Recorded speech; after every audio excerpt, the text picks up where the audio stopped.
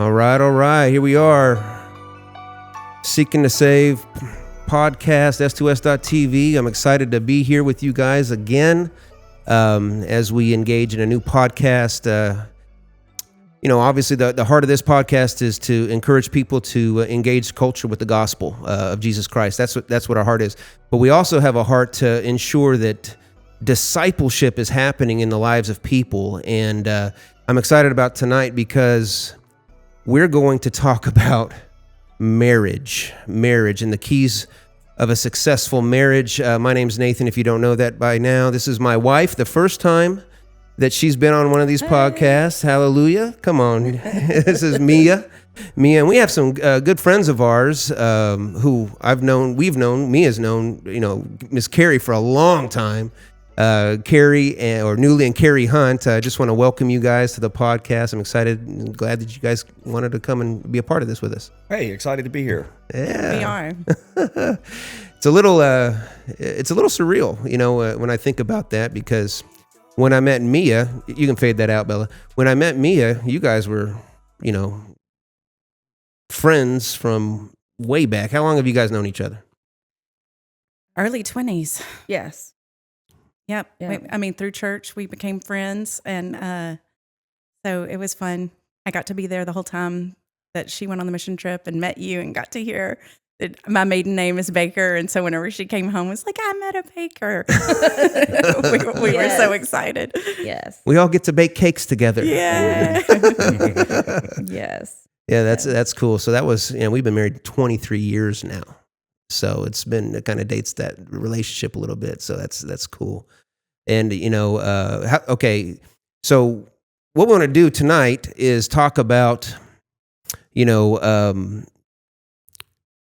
think I got ahead of myself, but it's all right. We want to talk about godly marriages. And you guys how long have you guys been together? How'd you guys meet? How long y'all been together? So we met at church, actually. I had moved home from California to help with the church plant. And at the time, she was attending the church that was planting. And so I started attending, and my mom actually introduced us. And so we started hanging out in that regard. So she was attending the church. I started attending, knowing I was only going to be attending temporarily. Okay. And then we just started hanging out, and it went from there. And that was a little more than 21 years ago. And when you guys met? When we met, Gotcha. Yes. And so, but from the time that we met and, got to know each other, started dating, we were married about a year later. And so we hit 20 years next month. Wow. And so it's been 2 decades. It's wild saying that out loud, Yes. isn't it? Time flies when you're having fun. And us just celebrating, 23 years, nowadays, that's almost a miracle.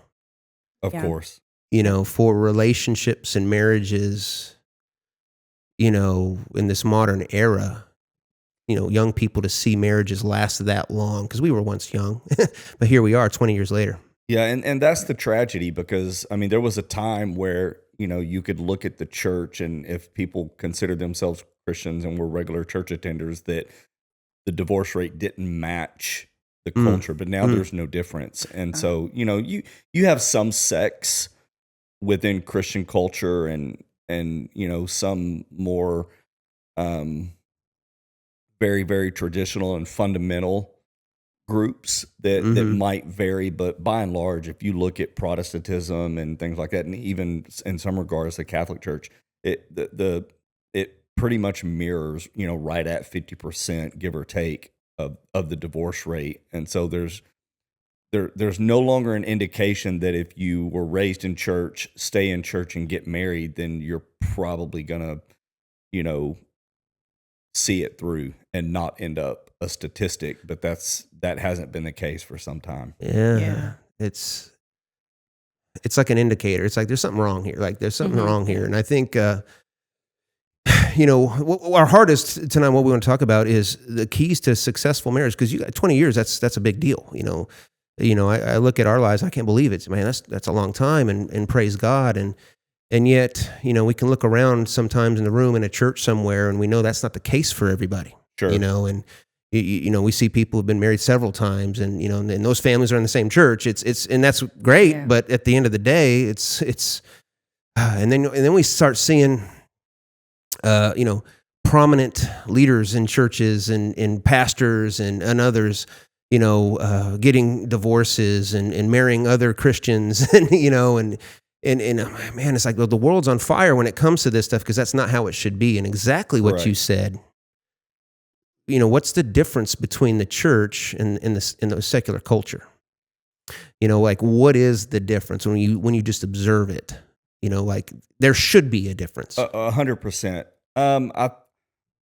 I think, like much of Christianity, there's been a loss of reverence for that institution. And there, if you look at the Western or the American church, there's a lot of areas where you can point to and say that they've really made some sacrifices on the reverence that they had for God's doctrines and his, and the institutions that he put in place, and how he said to hold it in high regard. Well, it's just kind of treated as casual, but it's nothing new. Right. When you read all through the Old Testament and you see him dealing with the Hebrew people, he's having conversations with them to be set apart. Don't be like the culture, and, right. And they continually failed at that.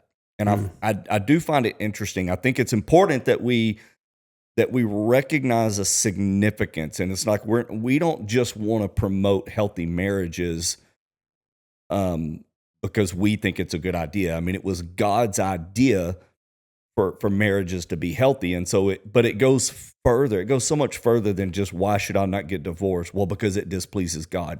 That is true, but even secular societies and secular, social scientists recognize that the fabric and the backbone of a healthy society is proportional to the health of the marriage and the family relationships. Yeah. And so it's imperative. And I was reading the other day, and it's just kind of leapt out at me, and I found it interesting that Jeremiah 3, it opens with, it says, if you divorce your wife and she marries someone else, you're not to remarry her, because then you will pollute the land. And and that kind of caught me off guard, and I'm like, okay, what does that mean? absolutely. Pollute the land. Is vegetation not going to grow as efficient as it did before? I mean, are there springs going to dry up? The cistern's going to corrupt and pollute at a higher rate than if we had healthy marriages? And so, and that may be so. And so, but what does that mean for our post crucifixion and our resurrected lives now? That, do we not live under that law? And you can get into that, but I mean, I think at a minimum you can point to and say that God is pointing to a significant, in regard to, if you regard these relationships as important and protect them, then is it just the land, or is it the nation? Is it the society? I mean, I think that you can look into some of that. And I mean, there was always a picture of God pointing to marriage relationships as a picture of how you regarded him. And if you were casual about getting into marriages, there's a strong indication that you were probably not as protective of that monotheistic relationship that you had with God, that you were probably going to dabble in paganism, that you were probably going to dabble in these other things. And we see that today, even, in a New Testament setting, in which people that are very casual with any area of their life and spirituality, if they're like if they're hyper grace, as a term that people like to throw around, then it doesn't really matter if I stay married, because God will forgive me. But the lack of protection on that institution that God put in place, I mean, I think it just speaks to this level of indifference to what God values and finds important. Absolutely. What are your thoughts? While we were mentioning this, so I come from a strong Italian family. And I mean, my great grandmother and her entire family, she brought her son, which was my grandfather, were immigrants from Italy. Okay. And they were, I didn't know that. Good. and they were Learned something. Roman Catholic. And I mean, you obeyed God's law, and they were very reverent. And my great grandmother, I had her in my life till I was 16. And her sister and her husband hated each other, but they were not going to get a divorce. And so you would go over to their house, and they would sit at the opposite ends of the table, and they would have conversation with you, but never to each other. They never spoke to each other. And if they wanted to interject with what the other one was saying, they would look at you and say, well, tell her, speaking to his wife, like, tell her this. They know. And so, Ouch. while we're being obedient to the scripture, but there's so much more. Like Something's missing. That's there. that's not what God was intending. And so it's not just let's obey and we'll be miserable for the rest of our life. Like that God has a plan for us to have healthy, vibrant marriages, and with some few tools you can cultivate that. Yeah. I think to bar off of that, one of the things that we can look to that is there's two ends of the spectrum. There are some people that for a season they may have healthy marriage, and as long as they're having that vibrant marriage, it feels good. They're in it. But the moment it doesn't feel comfortable, it begins to get too strenuous. I'll just look for another source. Yeah. And so where I can appreciate them is they weren't led and guided by their feelings. It's like, it doesn't matter if I'm miserable with this person. This is the right thing to do. You do not get divorced. But the sad thing is it didn't have to be that way, that there was an alternative. They could have had a thriving and vibrant relationship, but they were just kind of stuck in an inability to relate to one another. And so while they didn't want to sin against God in regard to getting a divorce, and maybe they were right in that they viewed that as so egregious, I'm not even going to toe that line. But yet, as she said, they were miserable. You're missing it. Yeah. You're missing it. Like, God's not pleased with your relationship either. There's something else that's driving that divide that's there. Yeah, and that's what separates people. Instead of just white knuckling this thing through until we die, it should be more. Yeah, operating in the fruit of the Spirit. There you go. Yeah. Which goes to, starting out in a relationship, in a marriage, the right way, versus the wrong. There's a right way, and then there's a wrong way, and a lot of people, and you just look at Hollywood, look at culture. They start relationships, and I'm bold to say, the wrong way. Yeah, they start in the natural. They're attracted to this person. They jump into bed with that person. They might get pregnant. Oh, we better get married, and now I love you. If they have that conviction at all, right? Yeah.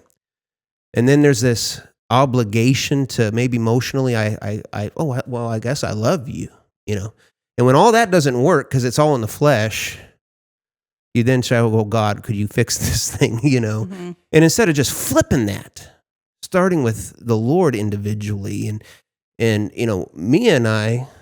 Why don't you tell, I know Carrie knows, most people know, but some of our listeners that are going to listen to this don't really know how even we met.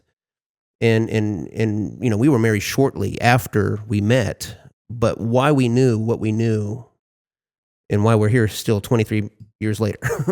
Well, and that's what I was thinking about earlier when Carrie was talking. It's like, this is why we talk about discipleship being so vital, because in godly kingdom marriages, in order to be discipled and really know the word and not just say, "Oh, I love him. Oh, this makes me so happy." Just, we're going to do what makes, follow your heart or whatever. Like, when you're discipled, you know that the Bible says the opposite of that, And so when you have two people that are just going after the things of God, and I say this humbly, but at an early age, I had a fear of the Lord and just a fear of disappointing him and my earthly father, as well. So I think a lot of it is just like, I wanted someone who was chasing after the things of God so that we could chase the things of God together, and someone who would challenge me in that and all of that, So, I was from this small town in Southeast Texas. You're from Austin. at the time and going to a big mega church there. And our pastor presented this mission trip to Africa, and 2 of us answered and went up to the front and got applications to go, and went to a meeting and met the whole team in Austin in May of, let's see, what was it, 2001? Mm-hmm. And then we went out to Botswana, Africa for 3 weeks at the end of June into July, and came back and we're married 6 months later. Forgot that it was that fast. We married December, yeah. And everyone was like, what in the world? Like, me as a responsible person, like, what is happening?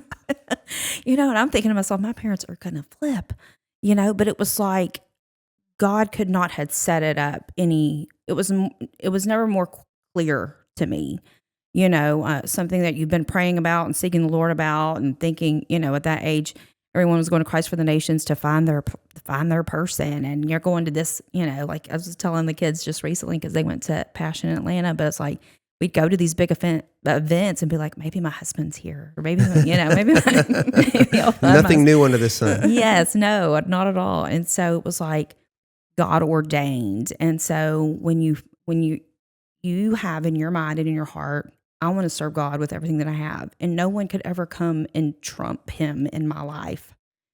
And that other person is saying the same thing, and there's no expectations of you fulfilling these needs and wants in that person's life. It's freeing.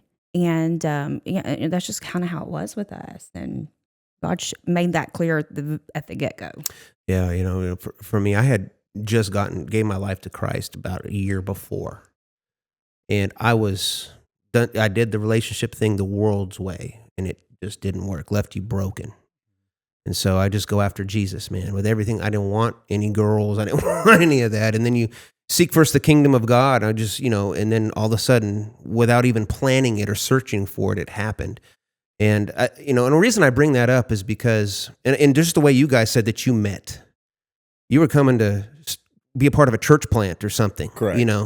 You were already, before you met, in that world of, I want to do the will of God.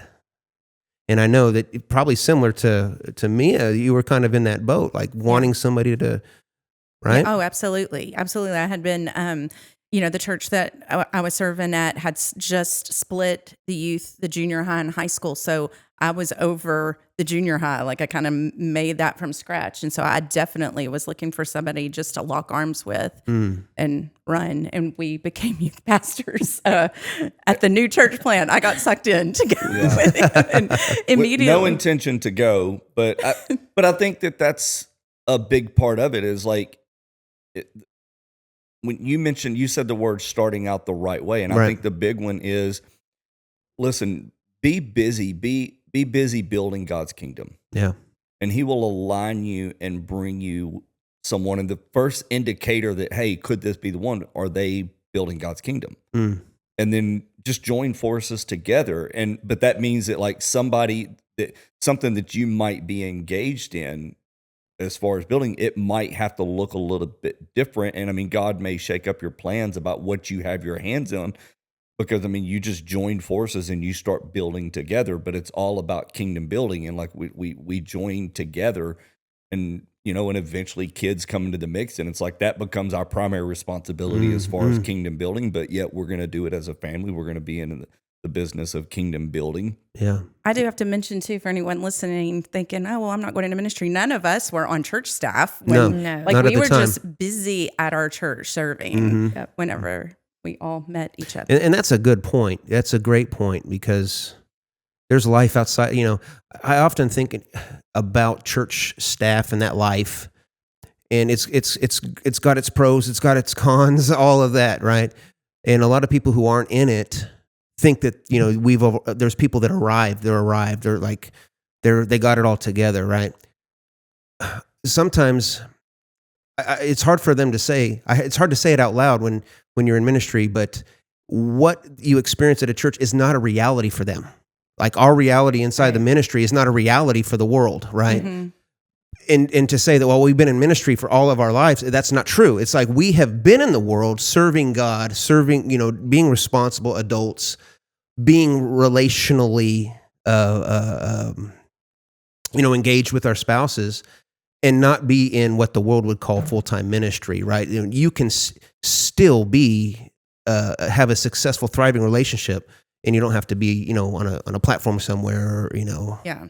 And to the young person, the 20-something, or the person that thinks, oh God, it's been for so long. Like when I'm 23, when am I ever going to get married? I mean, just take your time, man. Yeah, and so what I would say is, like, if you're not content single, like with you and Jesus, like, and you think, okay, my contentment's going to be whenever I'm finally married, then eventually what's going to happen is, like, you will find, okay, this didn't do it, and it's like, okay, well, now I need kids.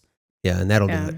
And then I'll be content. And well, then I need another kid. And eventually you're going to run out of things to chase after. But it has to start with, if I can just be content with Jesus, right? And then anything that he brings in the fold after that is just, it's going to be all the better, because you don't place unrealistic expectations. There's a weightiness.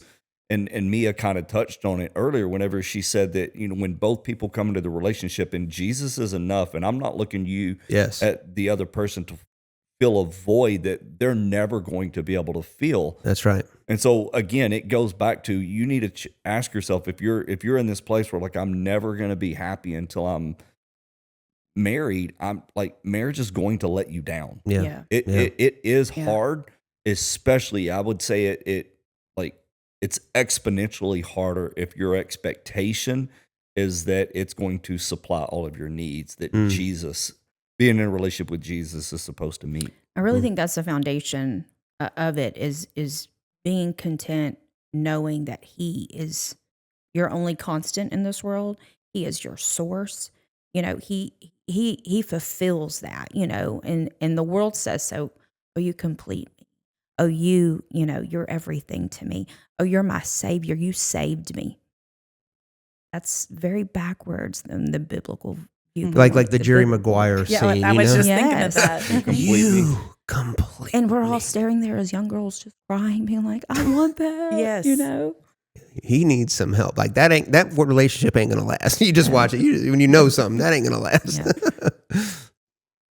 But it's true. It's true. And to get to that point individually, there's a threshing floor you have to go through to realize that Christ is we're made for him, right? But to have the individuals understand that first, and then you come together, join forces, like you were saying. We join forces. But if you're not there and somebody else is there in the relationship, maybe this thing is off. It's way off. And you're going to try to have this person, willing them or hoping that they'll join you, but it's like a supernatural relationship that person has to have. Mm-hmm. So you can save yourself some pain by not getting engaged with that, which is difficult because people, get lonely, and people they want to get married, and they might, find somebody in the church and they're there in church. It doesn't mean that they're walking in that direction. Yeah, that's definitely conversations that we have with our girls, even though they're in middle school and high school. Start now. Start them now. Start them young. Yes, I want them to, understand that it's not just a person in church that we're looking for. We're looking for somebody that's like-minded, and just like we talked about earlier, running after Jesus. They have their own relationship with Jesus, and we've had these conversations with them since they were little. Right. I mean, it's like it is. As early as I can remember, we've been having conversations with them about relationships, because in today's day and age, kids, I remember, it's kind of funny that we laugh about it now, but I was in 4th grade and my mom was picking up a girl to bring us to the movies on a date. And I look back and I'm like, what in the world? In no world does that make any sense to me. And so, I know that's what kids are doing. And parents are involved in matchmaking, and they want them in relationships. And I'm very, very old school traditional when it comes to that. I get a lot of pushback on, some strong opinions and stances on, what relationships and dating should look like, and the value in it.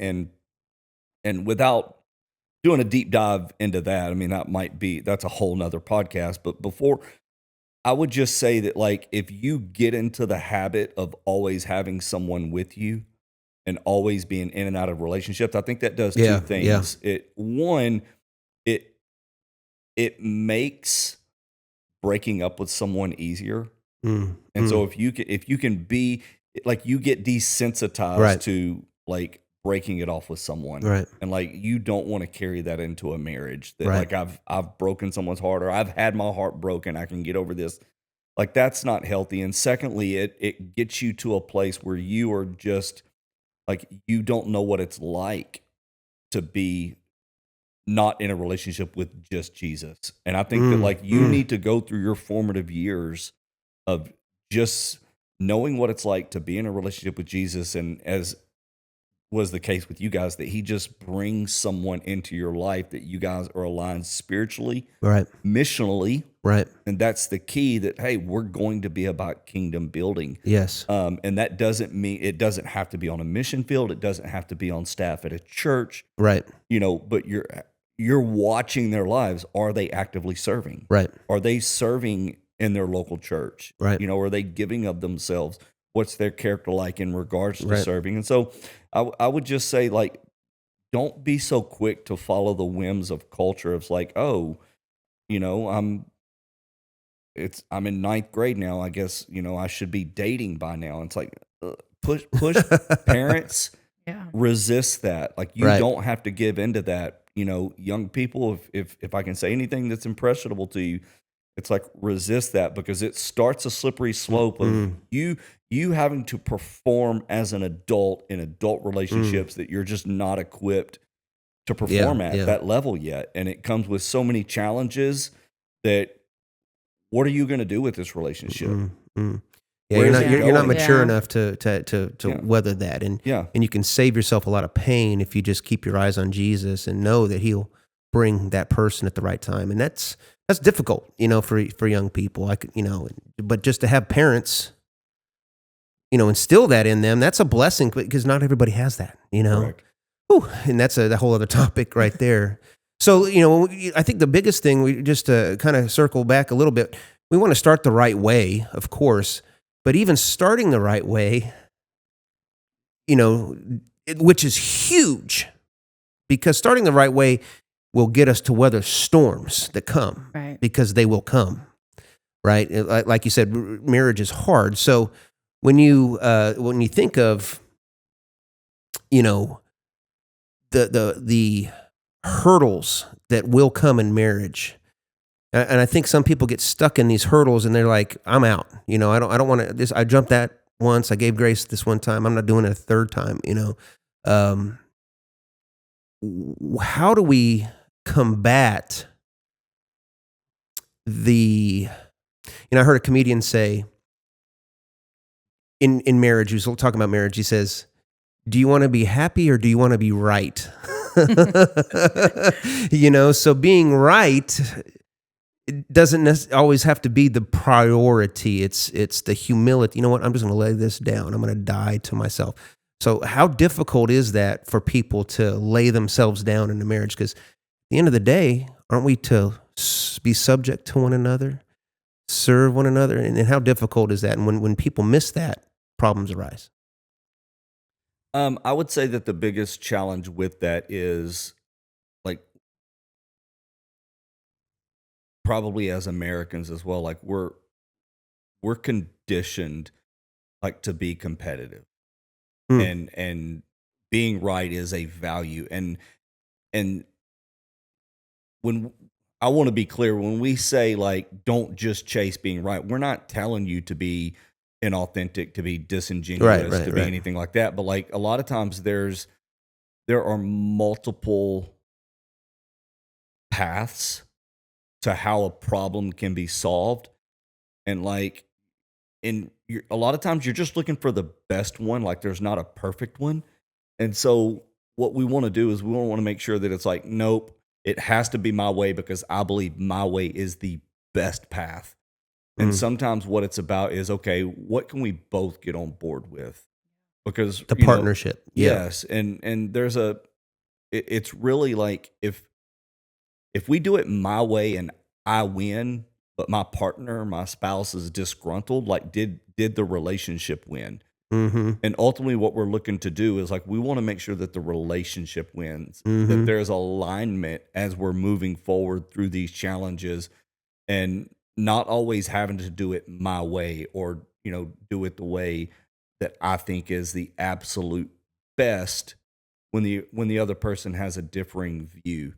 And there may be times, don't hear me on this one, there may be times where you have to put your foot down and say, hey, I don't feel comfortable doing it that way, so I'm not going that way. And I'm terrified to do that, by the way. Oh, stop. yeah, absolutely, yeah. The healthiest Did you relationships, just put your foot down? are going to look for buy-in. Like, hey, if we're not in agreement on this, then like I don't think we can move forward on this way.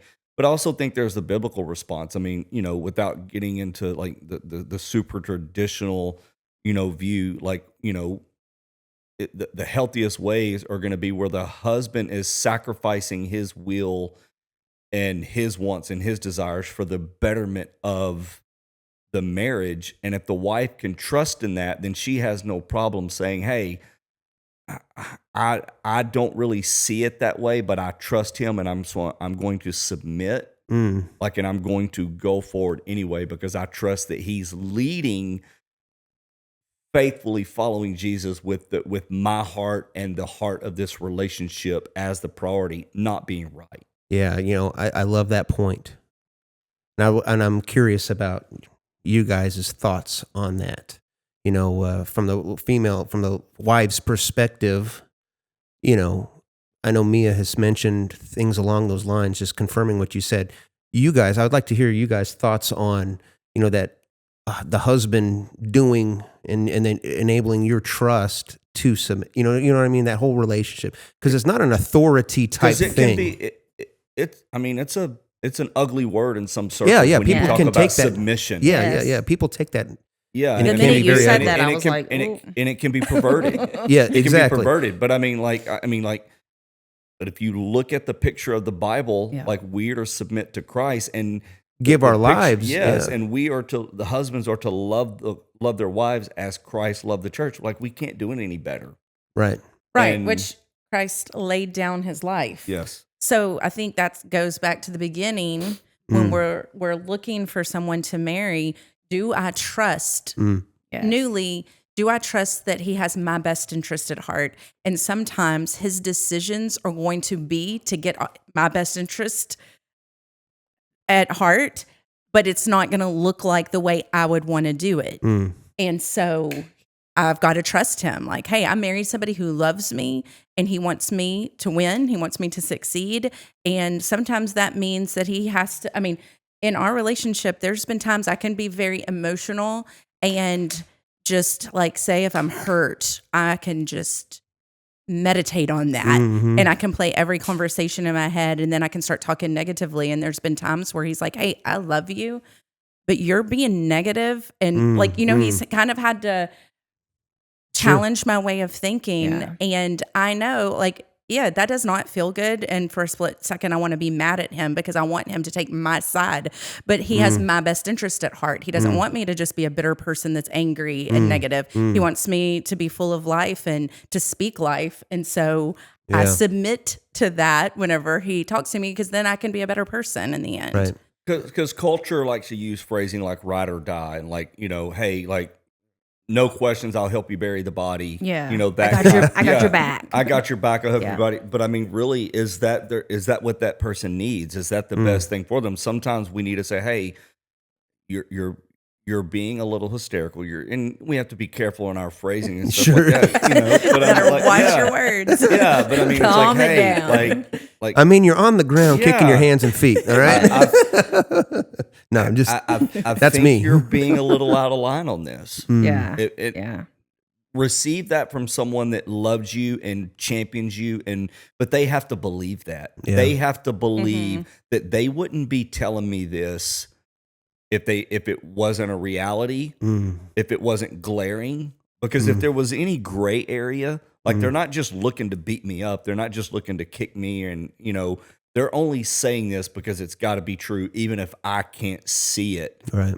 And so, but, and it goes both ways. Sure. It's not just a submission thing. I mean, husbands have to hear sometimes, hey, Oh yeah. I really feel like you were over the top on that. And I mean, she has to come to I me hear that often. Yeah. I mean, like, hey, you were a little aggressive with the kids. Yeah. Yeah. You kind of exploded unnecessarily. And, and at first I'm justifying it and I'm like, oh, nope, that's just the way it is, and I just have to stew on it. But I mean, I like to think that, some moments later after it sits, and I'm like, hey, kids, let's have a conversation, and and kind of own that, and not excusing their behavior, but I can own my response to their behavior.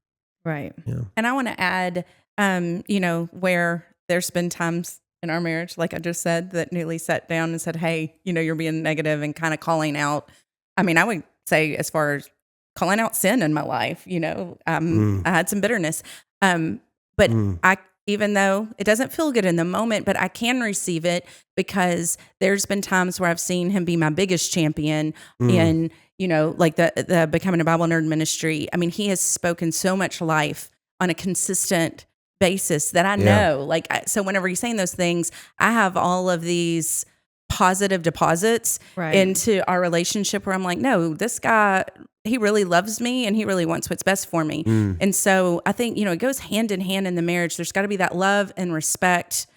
It's so that you have to have positive experiences so that when those uncomfortable times come, you're quicker to submit. Right. And that's when submission becomes easy. When you have that person that you honor, that you trust, that has made these positive deposits in your life, that's when it just becomes easy. Because I feel like with the minute he said submit, I was thinking there's listeners who are going to be like, oh, here those Christians go with that word submission in regards to marriage. And it's a negative thing. Oh, she's got to submit. Oh, she's got to submit. Oh, it's like, no. Like your perspective is wrong on it here. When you have someone who respects you just as much as you respect them, and like you said, is wanting you to win and wanting to do this thing called life with you, and you're on this journey together, it becomes very easy to do.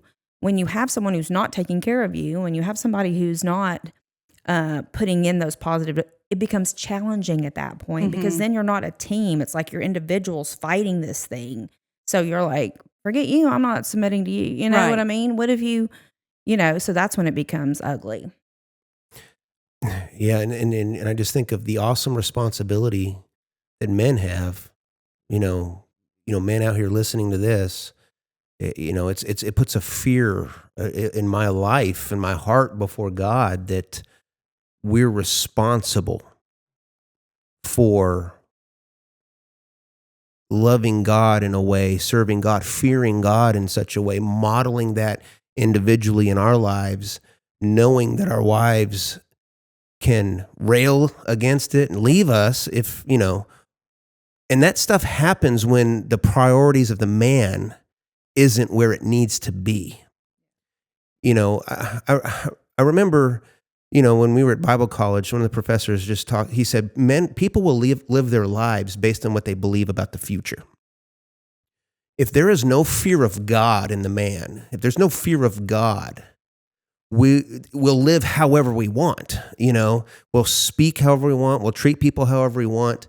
What is faithfulness if there's no fear of God? Like to know that we'll be accountable. You would love to say, listen, my love for you is so undying and I would never do X, Y, and Z.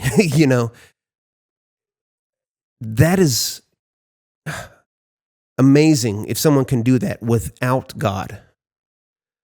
But what keeps people in check is a genuine fear of God. A man who fears God, a relationship, a family that's under the fear of the Lord, right? Knowing that how they live matters, how they treat their wife matters, how they treat their children, that matters, right? So when the man has that relationship before God, knowing that he's fully responsible, fear comes in, and now I'm not going to bail on this marriage.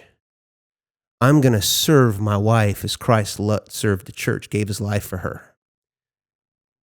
And it goes back to that first thing. And that first thing, really, Christ, the first thing in the relationship when it starts, and it's the first thing as you go through it 20 years.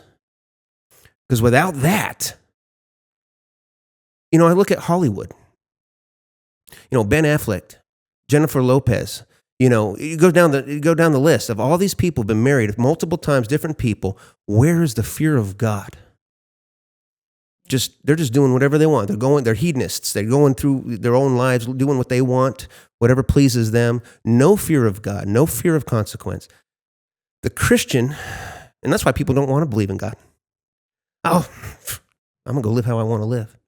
But the fear of God is the beginning of wisdom. And when people are in marriages and there's no fear of God, hold on. Yeah. I don't know that that's going to last. Mm-hmm. Because now you're doing things in secret. Oh, I don't care. Or this, you mentioned something about just this grace, and we thank God for the grace of God. The hyper grace. The hyper grace mentality. Hyper grace of, like, I know I'm uncomfortable in this relationship and God doesn't want me to get a divorce, but he'll forgive me. If I do. Yeah. But it does speak to a heart condition exactly that the individual has, that they're willing to so just callously do something contrary to what pleases God. Right. And, and he will forgive them. Right. But again, they're setting. But that's not how it's supposed to be. 100%. Right. And I think they rob themselves. They 100% rob themselves of the opportunity for God to do the work in them that he wants to do in the context of that relationship. Because many times the discomfort that we feel, the rubbing of the stones together that grate on our nerves and we just want to get away from, like, that's God trying to work something out in us many times. And we rob ourselves of the opportunity for that work to come to completion by just moving on and saying, I'm bailing on this assignment and I'm going to go. And the reality of it is we bring the same problems into the next relationship that we think is going to magically fix our situation, and it's going to be different. And not only that, our commitment level is significantly reduced. Yeah. Every time you bail on a relationship, it gets easier and easier and easier. It was an old song, and I forget whether it was from. Hey, pull that mic up just a little bit as you're. My apologies. No, you're good. I forget whether it was from the 70s or the 80s, but it was a song called "Breaking Up Is Hard to Do." Yeah. And maybe the first time, and maybe even a little bit at the second time, but after you do it repeatedly over and over and over, it just becomes easy. And, you see that in the stats by, the likelihood of a divorce after a marriage just exponentially goes up with each marriage. And, that a lot of that can speak to you didn't learn the lessons and you didn't learn the skill sets. And I'm big on skill sets. That's primarily what I like to do in most of my marriage counseling, is give people skill sets that are going to help them have a fruitful marriage. Because if they have the skill sets and they develop the skill sets, they'll have a fruitful marriage, and they won't. The draw to bail on the marriage will be significantly less. But every time you bail on the marriage, it gets easier to do. Right. Yeah. And that's when you have people who've been married multiple times, and Paul, I talk about this in church here today. I talk about it a lot. Paul says it's Christ's love that compels us, because we're convinced that one died for all and therefore all died. That those who live should no longer live for themselves, but live for him who died for them and was raised again. So if we put that in the front of it all, and then we, look at the Ephesians verses where love your wives as Christ loved the church, there's a perspective that we have, and then everything, not that it's easy, it just becomes easy. Yes. It becomes easier, and because your heart's in the right place. Your heart's before in the right the Lord. place, yes. But just to keep it real for a second, I mean, there's still things that we get on each other's nerves. Like, we're two imperfect people coming together, two different backgrounds, two different families, coming together. It's like, sometimes I'm like, you're breathing so loud. Could you stop? Right now we're just given the foundations and the base of this. big, pyramid that we're going to get into. But I just want to, for a second, just say, there's realness there. Like you said, you're want to be bitter sometimes. You're not abnormal because you're not 100% completely ecstatic about your spouse. Exactly. And I do want to say, because I feel like that this needs to go said, and I feel like from my, because it can kind of come across as at times like I'm speaking about people that have been divorced or multiple marriages, and I come from a family like I'm the only one in my family, like looking up as far as I go, that has never been in a relationship that didn't have somebody divorced in it. Wow. And so I like, part of the reason why I went down this path is because I have a heart for people that have experienced that, and I kind of want to say, hey, it doesn't have to be that way. Like you can break that cycle. You can learn how to do relationships differently. So, but I do want to say, it's like we're not. I don't want people to receive this like we're speaking at them like some kind of pariah, like that we're like or cancer that we're trying to cut out of the church. Like you're disgracing the church. Get your act together. Yeah. That's not it at all. It's my experience shows this. The stats show this, that the heartache, the lack of joy, the lack of peace that comes with these broken relationships. I'm trying to say is like, at the core, it doesn't please God. But primarily it doesn't please God because he knows the heartact that comes with it. Breaks, yes. I mean, it's a tactic of the enemy. And when you engage in the tactics of the enemy, it brings despair and heartache. Right. And like, again, my heart goes out for that. And it's more of a sense of, hey, listen, there's a better way. Yeah. Doing it God's way and being committed to marriage and learning the skill sets, it's better. Please don't receive this as, hey, you're a black eye on the church if you're getting a divorce. Please stop. Right. It's, hey, there's a better way. Yeah, we want marriages to win. And that's why we thank God, in the lives that we've had, you guys have had 20 years married. We've been married 20 years. And it's a rarity to see that. But if me and I can do, if you guys can do it, it can be achieved if our priorities are in the right place, right? Because we want to see that happen. It breaks my heart to hear of big time pastors going through these sins and things being exposed and infidelities in their relationships. It just taints the ministry of Christ, right? So we don't, and when people see that in the church, divorce is rampant in the church as it is, out in the world. It's like, what's the difference between us and you guys? We can, in Jesus, we can win. You can win. You can win. Yeah. And as we mentioned earlier, society wins because of it. Yeah. Yes. There's a saying that like when a leader gets better, the entire team gets better. Mm-hmm. And if one marriage, one at a time, gets better, and it can be small, but as it gets better and it doesn't go the path of divorce, but it matures and it grows and it gets healthy.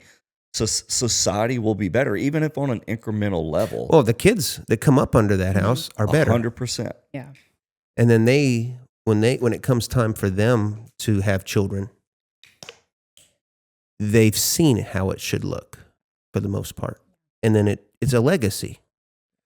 So if you're watching this, listening to this, and you have this, history of brokenness, like Newly described in his heart, from experiencing this, it can all be healed in Jesus, And, we just encourage you, to let him have the reins, to let him take the wheel, and give it to him and let him be the lover of your soul. And he will, lead you to who you're supposed to be with and all those things, One of the things you had talked about discipleship, and I have several women on my study team that, there's divorce on the my study team, and specifically right now, there's 2 women that are in unequally yoked marriages, and this has been going on for a long time, and they've had to really get to a place where they're all in with Jesus. Yeah. And in that expectation, I mean, through life experience, they've learned to place their expectation on the Lord, not on their husband.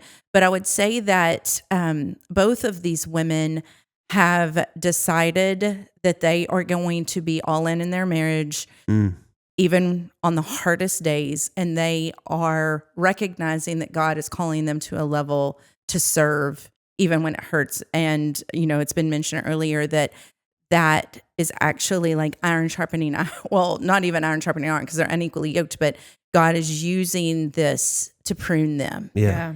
And so even on the hard days, they're going to love, they're going to serve. And even, one of them, she had biblical grounds to leave, but I mean, she believes that she heard from the Lord. And, it's been a decade. I've been praying with her for a decade. Wow. And we're slowly starting to see her husband's heart softening. And the beautiful thing that I've watched through the years is in my study group, we have range from 20 to late 60s. I mean, so we have a wide range of women. And so I've been able to see the encouragement of the older women to the younger women. I mean, so, I mean, there are definitely people out there that are like, okay, well, I can't go backwards. I can't do this from the beginning. And I would just say that there are definitely tools that you can get to work through that, especially if both spouses are on board. Like, hey, we both want this to be better. But sometimes that's not the case, and you're married to somebody who is not interested in getting better together. And it's so important that you find a woman in your life that can encourage you, that can speak biblical truth. When I say woman, I'm a woman. Like men somebody men can find men, women find women that maybe they're further on their Christ journey, that they know the word, that they can speak truth, that they can speak encouragement, because our society is constantly telling you, do what makes you feel happy. And so even on a bad day, you are going to just buy into that. And we have to have people in our lives that are just championing us, saying, no, finish the race. You're almost there, and I always, remind them, like, eternity is a long time. Like it's just a blink over here. So keep it up, finish strong.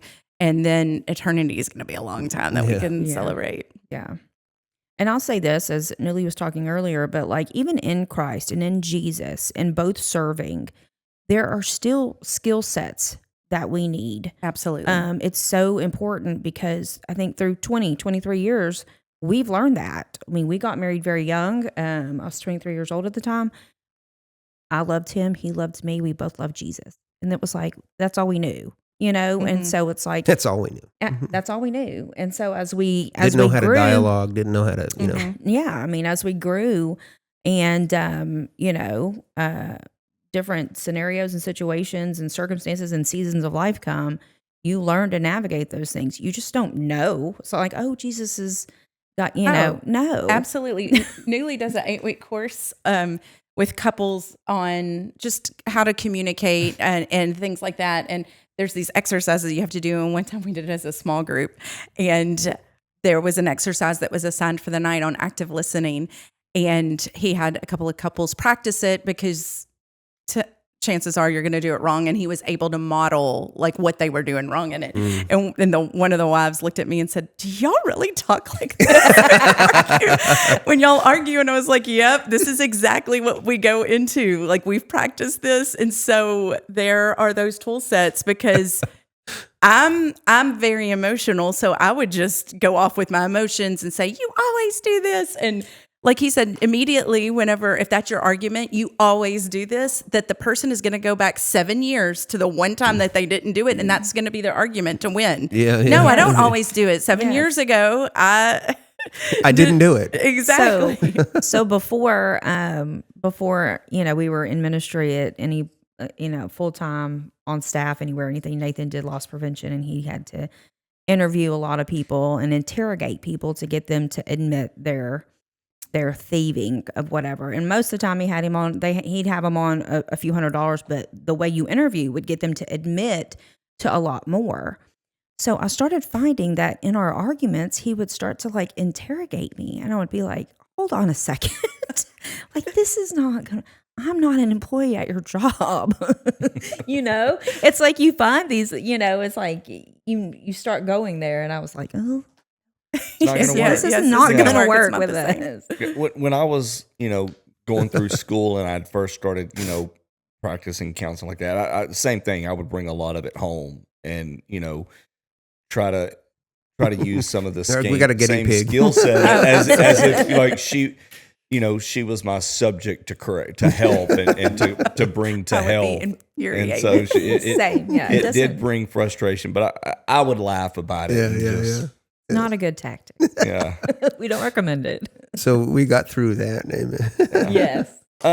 But I would say this, yes, at its minimum, like it needs to be, we both love Jesus and we're on fire and we're pursuing Jesus, and like that can be enough to keep you committed.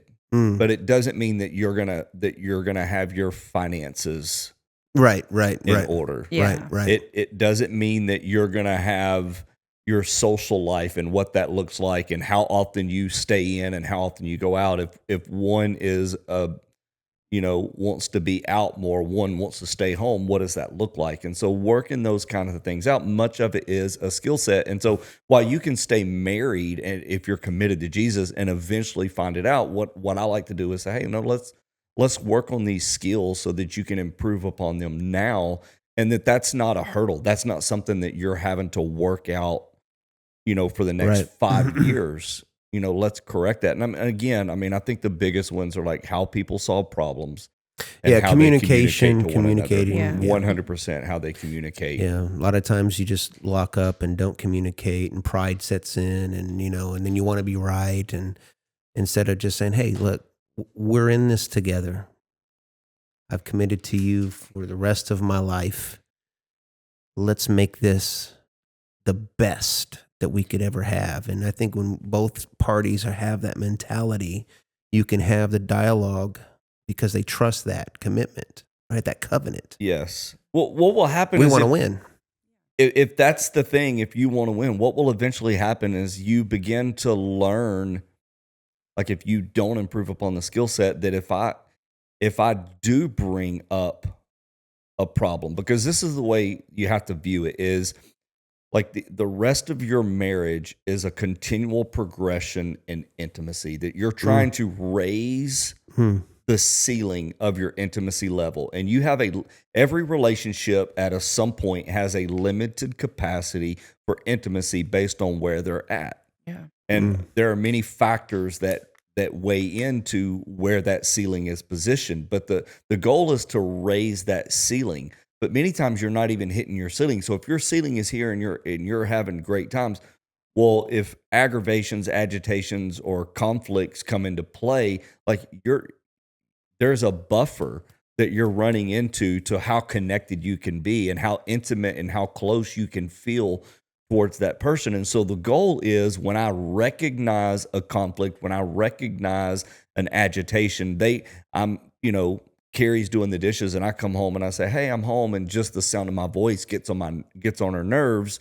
There's something going on. But yeah, there's absolutely. And if I don't deal with that agitation, then something even small that otherwise would just roll off her back and wouldn't even register, well, now that's an agitation. Right. So all these agitations just begin to stack up, especially if we don't deal with them appropriately. Well, the problem is if the history of our relationship has taught me that when I bring this up, she gets defensive. It turns into another fight. She brings something else that I've been guilty of in the past. And so we're just playing tug of war, and we're taking turns poking each other, trying to inflict the most damage so that we can come out on top of the argument. What I've learned is I don't even want to bring this up.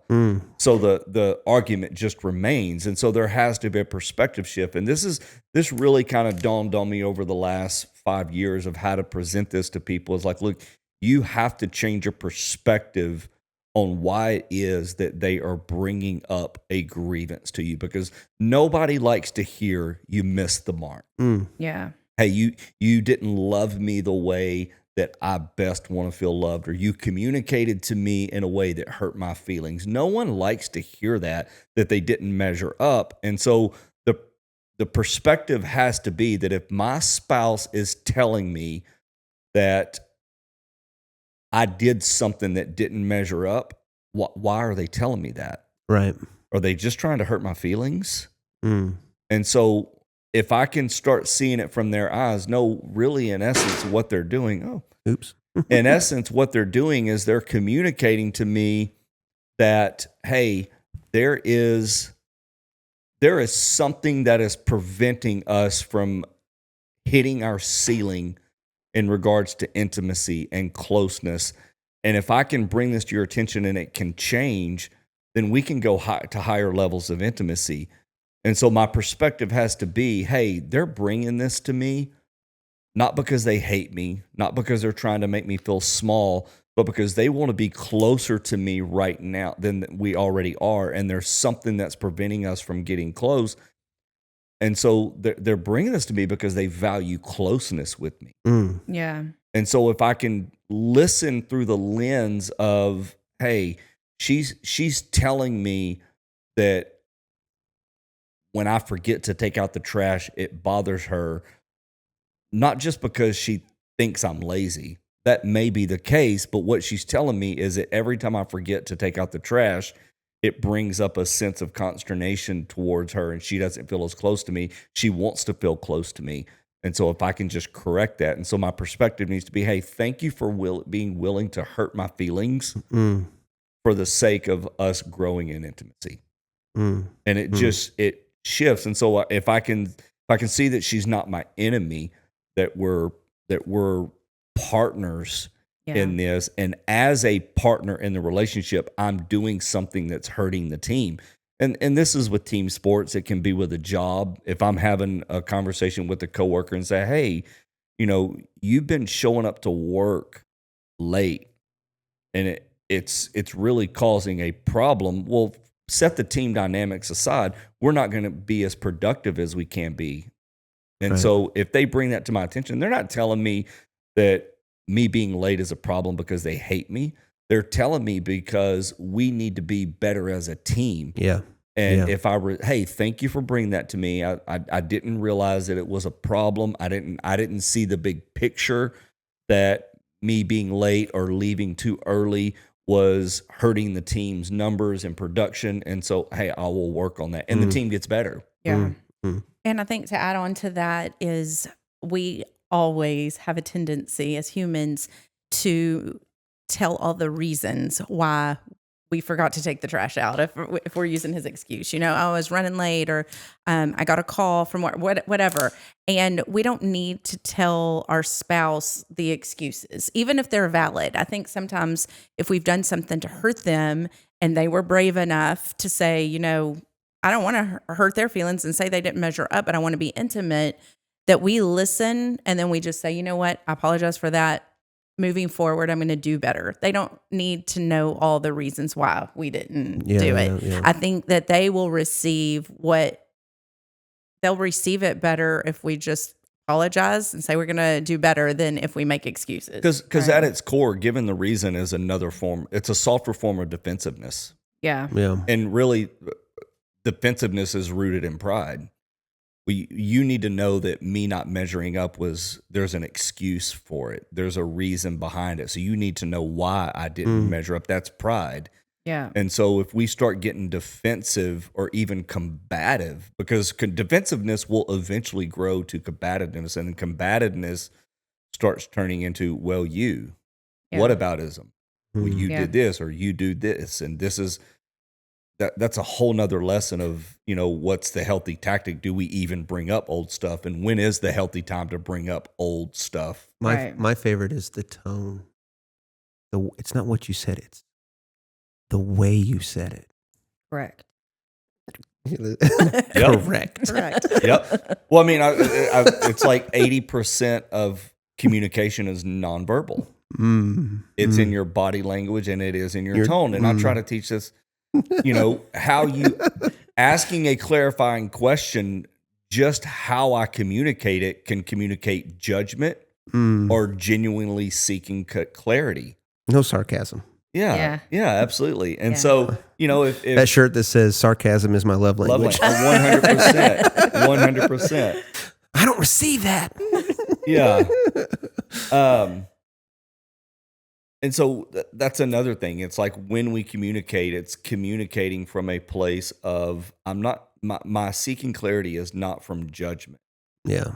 Like, so you're telling me you actually did that? Yeah. That is different than, okay, so can you help me understand what it was that you did again or why you did that? That's genuine understanding. And someone that believes that you genuinely want to understand where they're coming from or what they're trying to communicate is significantly more willing to be open and engaging.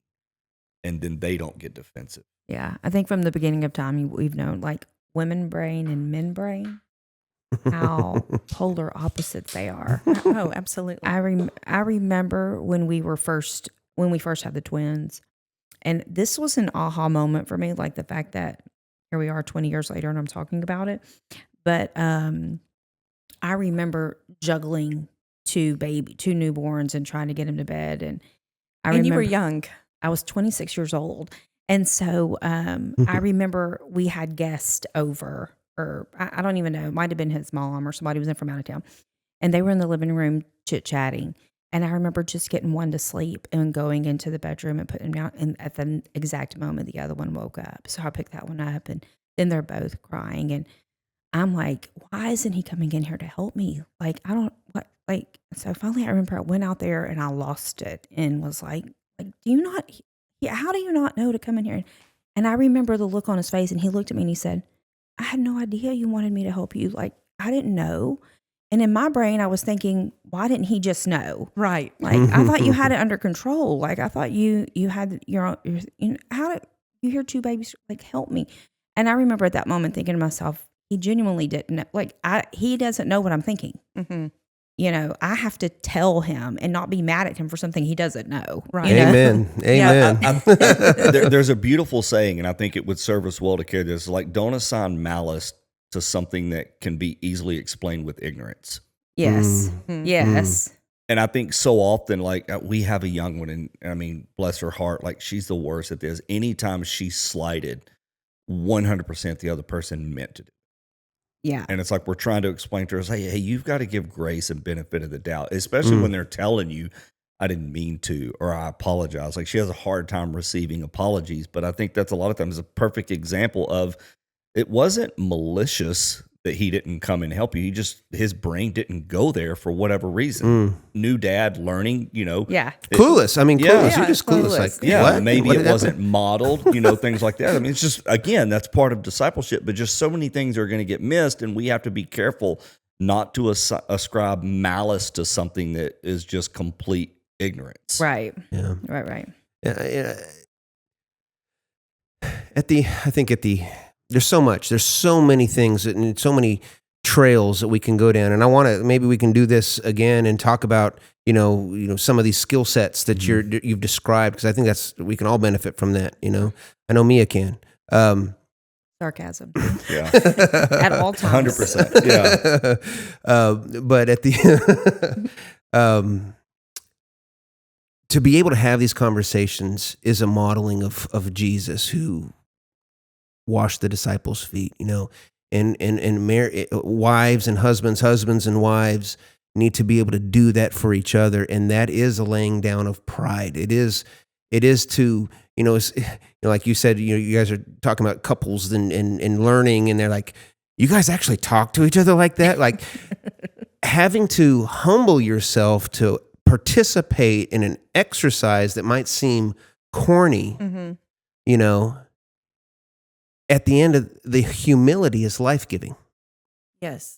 So the reality that, hey, listen, I'm going to humble myself before my wife, and my wife, she's going to humble herself before me, and we're going to talk, and I'm not going to reserve in pride. If that is what a couple that is struggling or what a couple is winning, how they operate, you're going to make it. You're going to make it. Yeah. And I just, I think of, Philippians 2, where Paul is just saying, if you have any gratitude in your hearts for Jesus, if you have any encouragement in any of this, then make my joy complete in becoming like-minded in this.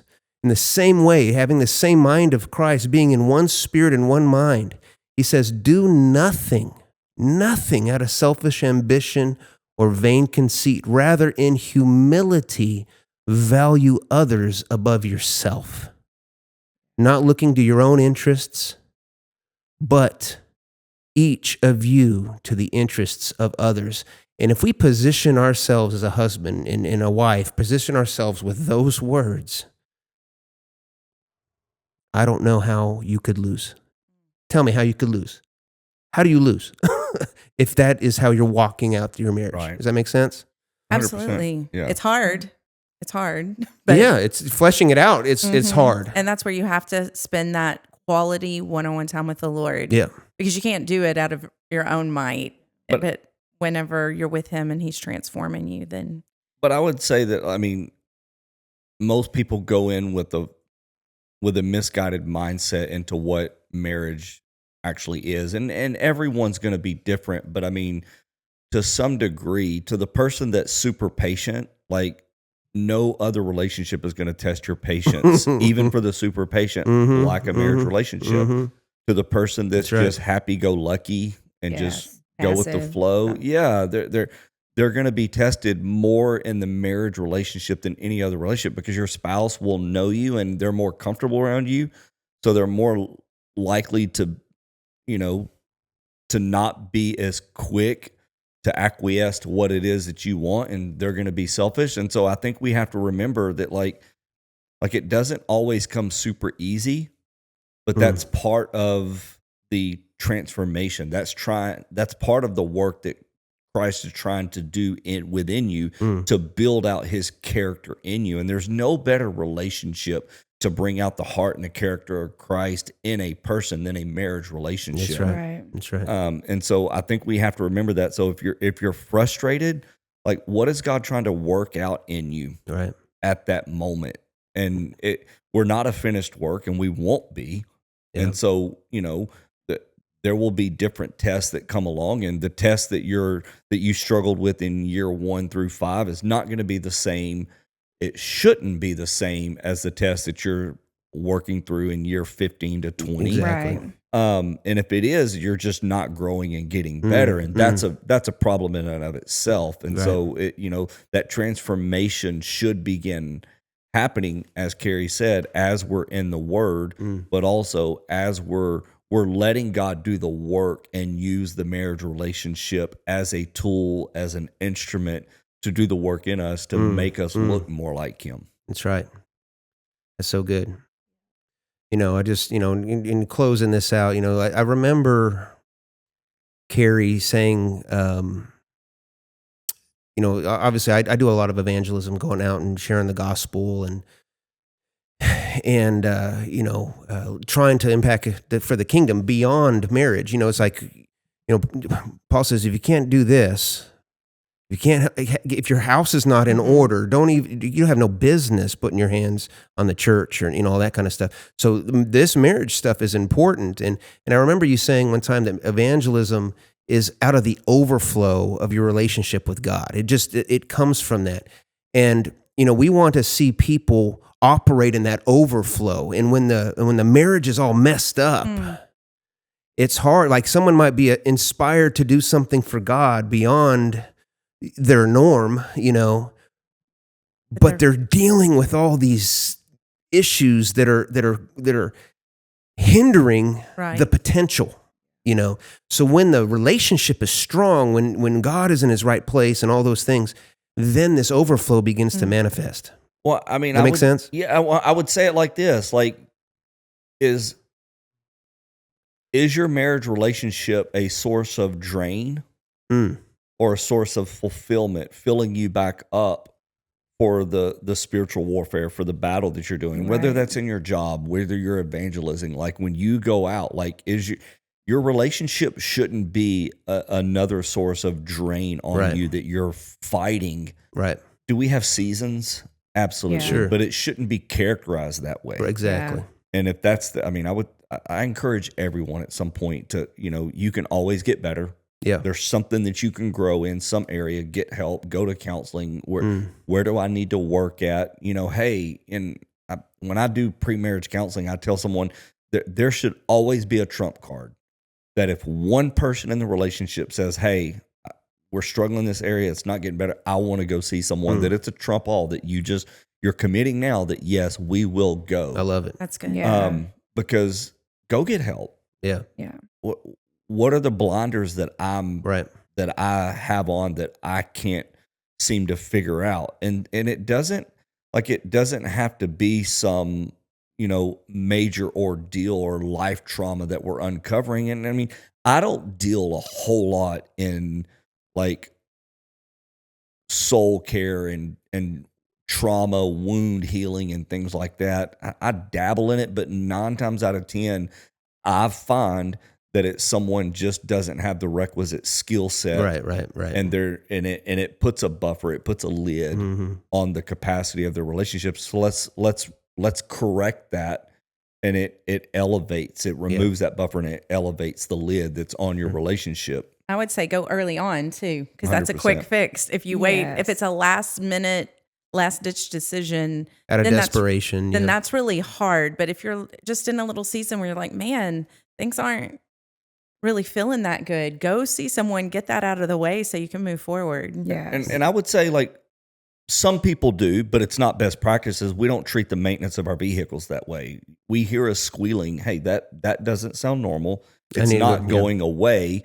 I need someone that can correct this, because clearly I can't. Right. Take it to a mechanic. Help me, take it to a mechanic. Hey, what is this? What's going on? And we get it lined out, because if we don't, that squeak turns into something that's going to be significantly more costly down the line. Yeah. And so a $500 fix will eventually perpetuate into a $5,000 fix if we're not careful. But it doesn't have to be that way. Right.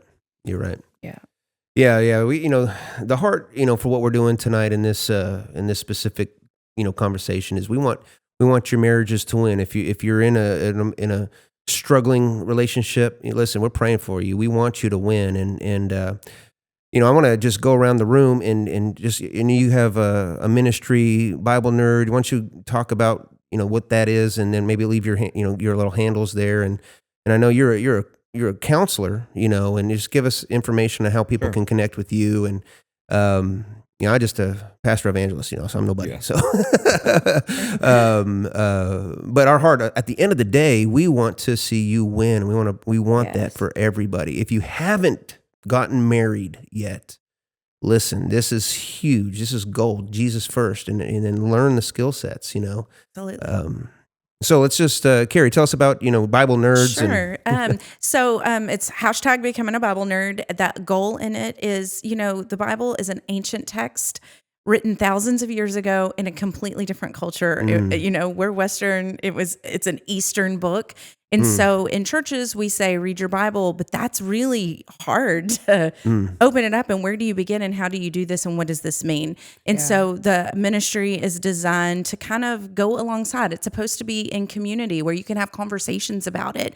And that's a big part of discipleship. Somebody sitting down and physically sitting down and showing you how to do things. So we go through a book a semester, and we do 1 chapter a week. And the goal is to give people tools throughout the semester on the podcast that would help them in their Bible study journey.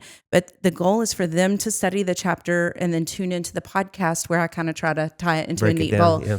And just to encourage them, there's accountability. So our new season starts January 30th. And we are going through the Gospel of Mark. And you can find us anywhere there are podcast. So it's hashtag becoming a Bible nerd, and we would love for people to go through Mark with us. Come on. It's not TikTok anymore. It's back. It's back. Up. Good grief. It's back up. Yeah.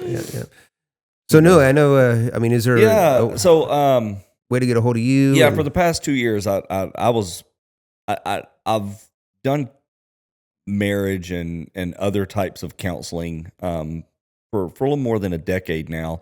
And in that time, I typically did it in the context as a pastor on staff, and I did it in church, in a church setting. And I went back into the I guess you would refer to it as the secular, the job force, a little more than 2 years ago. I work for a water treatment company now, in the oil and gas industry, but I still do counseling on the side. I mean, one of the first things we did when we moved was we made sure that we got an office, and so I set up an office, and I do counseling inside of my home, and that can be prep. Or enrichment. A lot of times I get calls from people, hey, we're getting ready to get married. Can you help us? And, and I get them ready for marriage and give them, try to get them acclimated to the problems that they're going to incur, the struggles. It's going to happen. Yes, 100%. Like this person's going to test your patience like nobody else in your life has.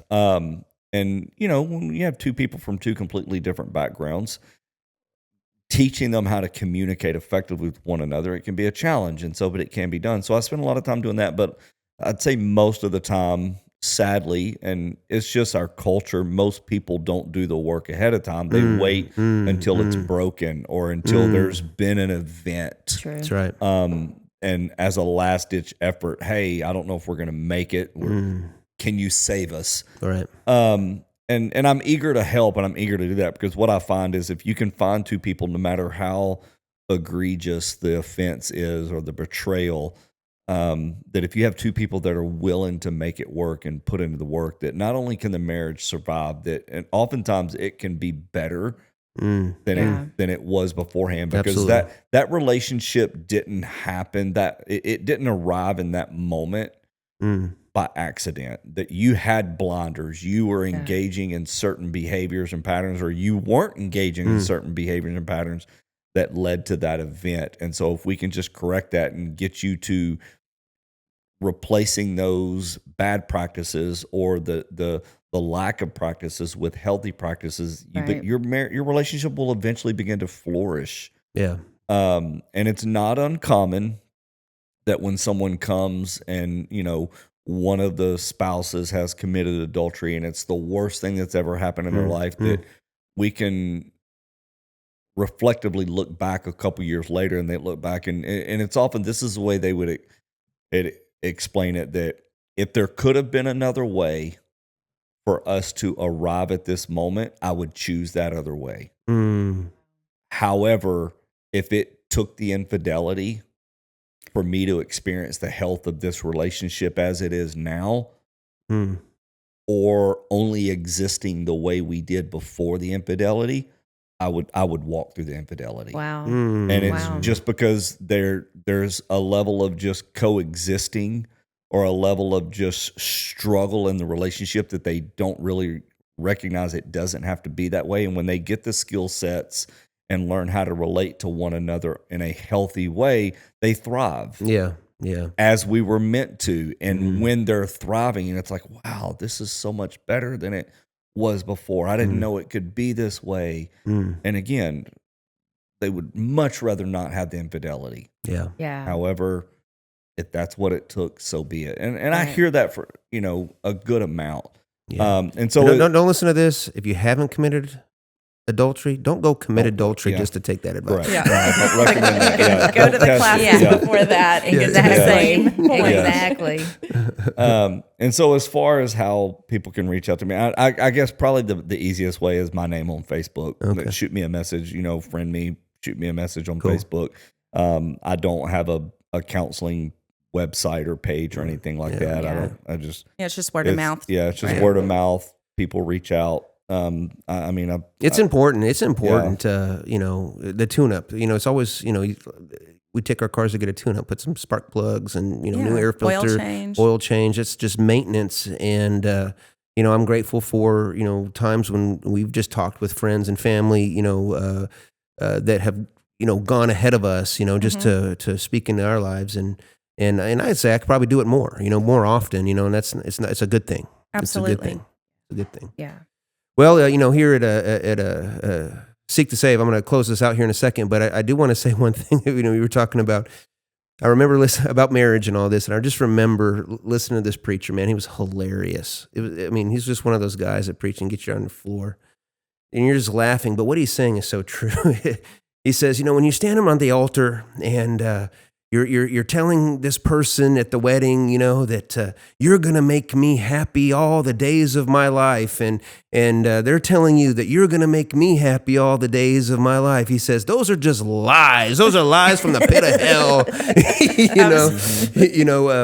Marriage, just heading it back, it tells us how desperate we are for help. We can't do this without Jesus, man. And if we don't put him in that rightful place, in marriage, when I officiate a wedding or something, we open it up by saying, nothing is easier than saying words, but nothing is harder than living by those words daily, So true. and that's real. And sometimes it goes in one ear and right out the other, but you gotta do the work. You gotta learn the skill sets. Because if you don't, you're going to really struggle. Right. We want you to win. Yeah. And that reflects all of what God has for you. The being fruitful and multiplying with kids and ministry and all kinds of things. This is vital, and the devil hates it and he wants to destroy it. But I'm telling you, in Christ, all things are possible. And I don't want to take up too much time, but I have probably the least romanticized wedding sermon that there is. And there's a verse in the Bible, and I haven't looked at it in a while, but forgive me where it comes from, but it says where the barn is empty, there is no harvest. But with a strong oxen, the harvest is full, but it leaves a messy barn. Yeah. And I don't want to compare anybody in a relationship to an ox, but basically what it's saying is especially your wife. No, 100%. Yeah, if anything, I'm the bullhead. Yeah. But if I want a clean house, if that's no messes, you don't want to have to worry about dealing with the conflicts that come. Stay single.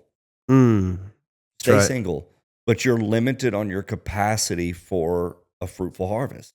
Yeah. But if you want a fruitful harvest and marriage is your calling, just understand it's going to come with some messes that you have to clean up. You're going to have to clean up some poop. That's good. Yeah.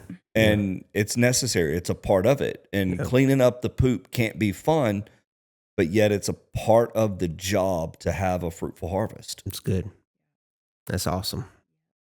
So true. That's awesome. Well, you guys, thank you guys so much for. It was a joy to be here. I want to say one thing before, just how full circle this has come.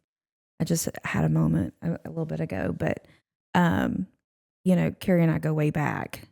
I was teenager years, and then we were young adults together, going to all the young adults things, which is the stage of life my kids are in now, which is bizarre to me. That's wild. It's so crazy because there was a season where we were always together, but